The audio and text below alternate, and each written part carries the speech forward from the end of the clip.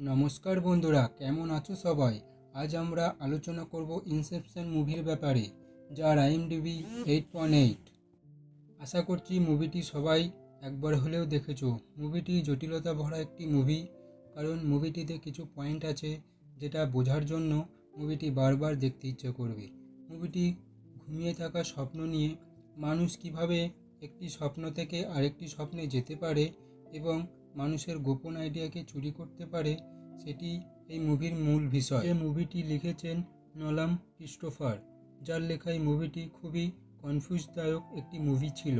তো মুভিটি দেখতে হলে সিনেদৃষ্টি চ্যানেলে নজর রাখুন আর দেখতে থাকুন ইনসেপশন মুভি এক্সপ্লেন। শুরু হয় সমুদ্রের ধারে পড়ে থাকা এক ব্যক্তি থেকে, যার নাম ডুম কোব। সে দুটো বাচ্চাকে দেখতে পায়। সে তাদের কাছে যেতে চাইলে সে যেতে পারে না, কারণ সে খুবই দুর্বল, অসুস্থ দেখায়। তারপর সমুদ্রের ধারে থাকা গার্ডরা তাকে জাপানি স্টাইলে বানানো একটি ঘরের ভেতরে নিয়ে যায় সাইতো নামক ব্যক্তির কাছে, এবং তাকেও ভীষণই দুর্বল ও বয়স্ক দেখায়। এবং এখান থেকে সিনেমার ফ্ল্যাশব্যাক শুরু হয় এবং এখানে কোবকে ভীষণই ইয়াং ও হ্যান্ডসাম দেখায়। এখানে কোব ও তার পার্টনার আর্থার সাইতোর গোপন বিজনেস আইডিয়া চুরি করতে চায় অন্তর্মন থেকে, কিন্তু তারা সেখানে ব্যর্থ হয় ম্যালের কারণে। ম্যাল হলো কোবের স্ত্রী, যে কিনা তার স্বপ্নের অন্তর্মন থেকে বারবার এসে তাদের মিশন ব্যর্থ করে তোলে, যেটা আমরা আগে জানতে পারবো। এখানে সাইতোকে ভীষণই চালাক দেখা যায়, কারণ কোব যখন তার অন্তর্মনের কথা তাকে জিজ্ঞেস করে তার সিন্দুকের চাবি কোথায় জিজ্ঞেস করলে, সে তখন কথাটিকে এড়িয়ে চলে যায়, কারণ সে জানে সে এখন ঘুমের ভেতরে আছে। এবং কোব যখন সাইতোর গোপন সিন্দুকের ভিতরের আইডিয়া চুরি করতে গেলে সে ধরা পড়ে যায়। এখানে স্বপ্ন দেখতে গেলে বিশেষ ধরনের ওষুধ ব্যবহার করা হয়, এবং স্বপ্নে যেতে হলে একটা বাক্সর ভিতর মেশিন থাকে, যেটিকে প্রেস করে অপরের স্বপ্নে যাওয়া যায়। এরপর কোব যখন সাইতোর গোপন রহস্য মিশনের ব্যাপারে জানার জন্য তাকে নিচে ফেলে দেয় একটা কার্পেটের উপরে, এবং সাইতো বলে, আমার সবসময় এই কার্পেটের প্রতি আমার অপছন্দই ছিল। সে ছুঁয়ে বুঝতে পারে এটি একটি পলিস্টার বস্তু ওপর শুয়ে আছি, তার মানে না আমি ঘরের মধ্যে আছি না বাইরে, আমি এখন আছি আরও একটি স্বপ্নে। কবকে বলে, তুমি খুবই চালাক অন্তর্মনের একটা চোর। এরপর তারা জেগে ওঠে এবং সাইতো তাদের গোপন রহস্য অন্তর্মনের চোরের স্টাইলটি ভীষণই ভালো লাগে। এবং বাস্তব জগতে কবের মিশন ব্যর্থ হয়। তারা যখন অন্য কোথাও কাজের সন্ধানে বেরোয়, তখন সাইতো তাকে একটা অফার দেয়, তুমি কি তোমার বাড়ি যেতে চাও, তোমার ছেলে মেয়েদের সাথে দেখা করতে চাও? তাহলে তোমাকে একটা কাজ করতে হবে। একটি বিশাল বড় কোম্পানির মালিক রবার্ট ফিশারের মনে একটা আইডিয়া বসাতে হবে, যাতে তার বাবার কোম্পানি সে যাতে না চালায়, কারণ তার বাবা ভীষণই অসুস্থ। কিছুদিন বাদে সে মারা যাবে, তার ছেলে এই কোম্পানির মালিক হয়ে যাবে। এটা তাকে আটকাতে হবে। সে যদি সফল হয় তবে তার ওপরে চলা কেস মুকুব হয়ে যাবে, আমেরিকায় ফিরে যেতে পারবে।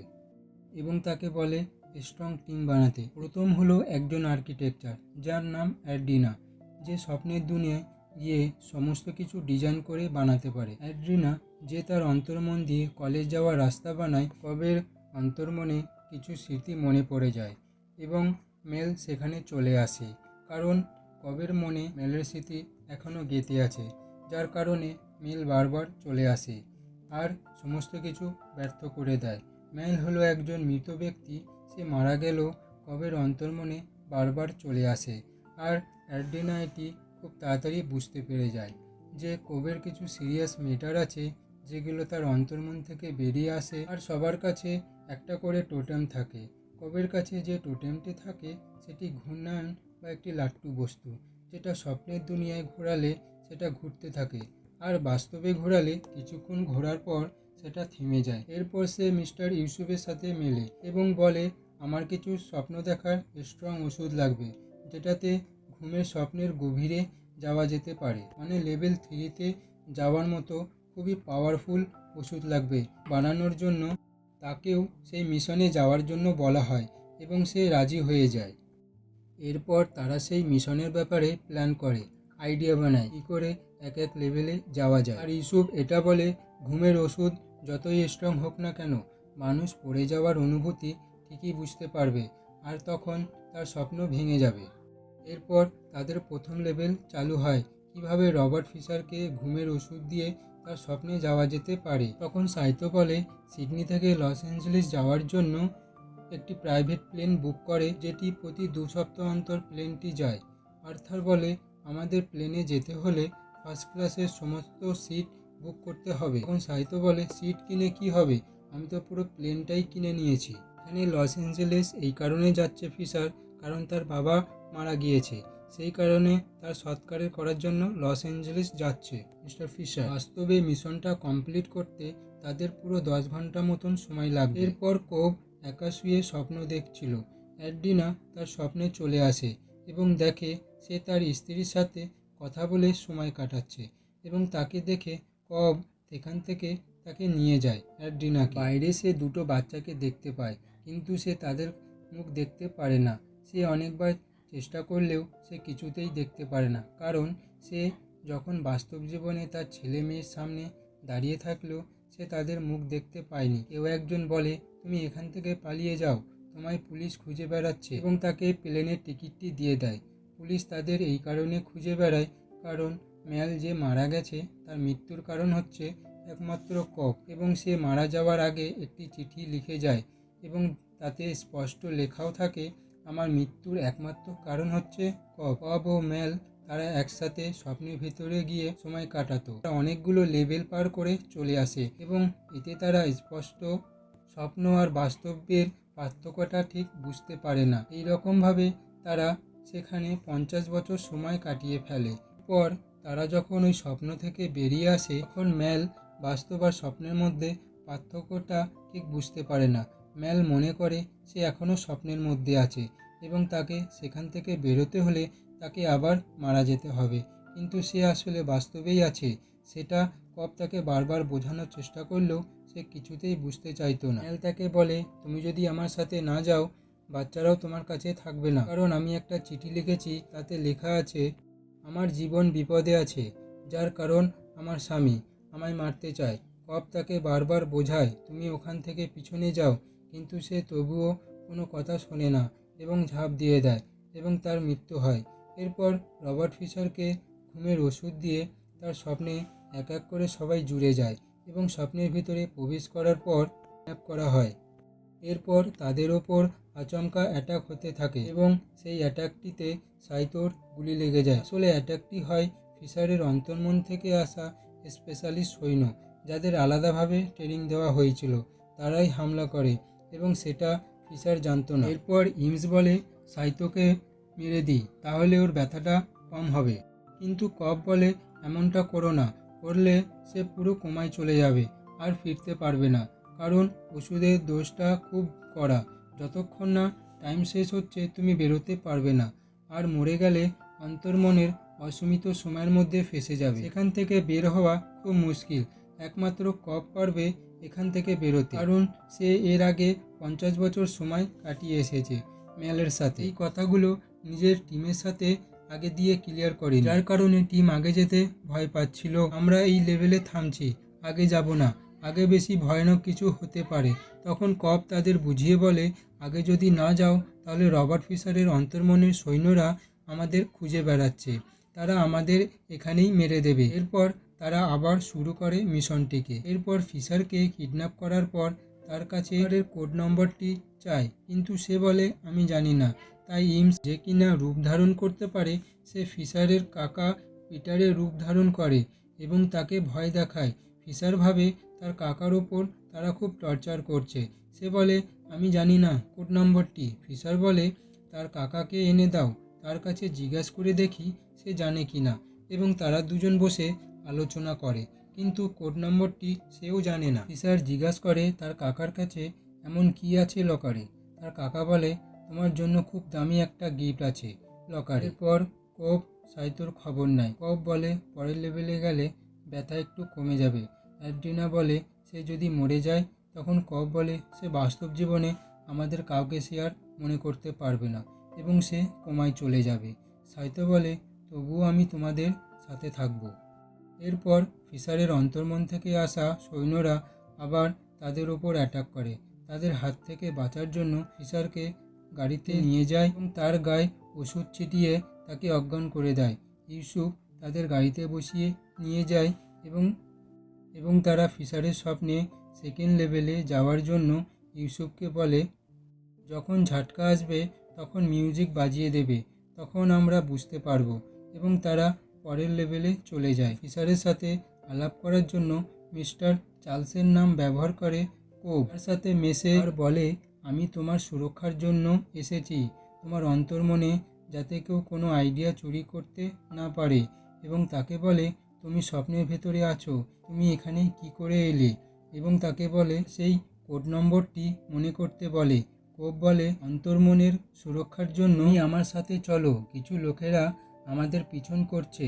এরপর গার্ডরা তাদের তাড়া করে, ফিশারকে সেফ জায়গায় নিয়ে আসে, গার্ড দুটোকে মেরে দেয়। ফিশার জানতই না তারা তারই সেফটির জন্য তার অন্তর্মন থেকে আসা সৈন্য ছিল। ও তাকে কোড নম্বরটি মনে করতে বলে। যখন মনে পড়ে যায় নম্বরটি অনুযায়ী, তারা তখন একটি রুমে যায় এবং দেখে একটি বাক্স, যেটা হলো ঘুমের স্বপ্নে যাওয়া একটি মেশিন। কোব বলে, এটার সাহায্যে তোমার স্বপ্নে যেতে চাইছিল। এরপর ওই রুমে পিটার আঙ্কেল আসে, আসলে রুমটি তারই ছিল। এরপর ফিশার তাকে বলে, কিডন্যাপার তোমার হয়ে কাজ করছে? সে জিজ্ঞেস করে, কেন?